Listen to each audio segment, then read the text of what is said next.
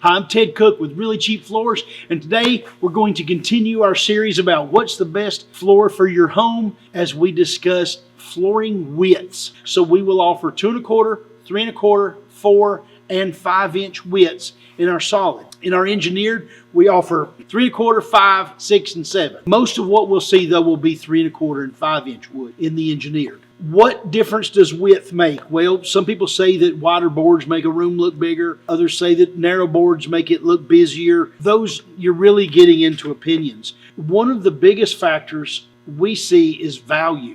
2 1/4 solid costs probably 30% less than a 3 1/4 solid. You're not buying this with a lineal foot, you're buying it by the square foot. Square foot of 2 1/4 is the same size as a square foot of 3 1/4. It's just cheaper. 3 1/4 will be about another 20% cheaper than 5-inch. So in some of the floors, it makes a big difference. And especially in the higher graded stuff, when you see a 2-inch next to a 5-inch floor, because there's not a lot of contrast between boards, the visual isn't very strong, but the 2 1/4 might cost half as much as the 5-inch. For somebody as cheap as me, that's a no-brainer. I'll take the 2 1/4, save the money. But it really comes down to personal choice. I had a lady give me a good chewing one time in the middle of a restaurant during a busy lunch. She said, "I want you to know I'm unhappy with you." I didn't even know who she was. "What are you unhappy with me about?" She said, "I asked one of your salespeople which floor looked best, 2 1/4, 3 1/4. You know what he told me? He told me it was up to me." Well, I'm sure sorry he told you that, ma'am. I'll probably go fire him. It is up to you. You know, what do you want? Some people prefer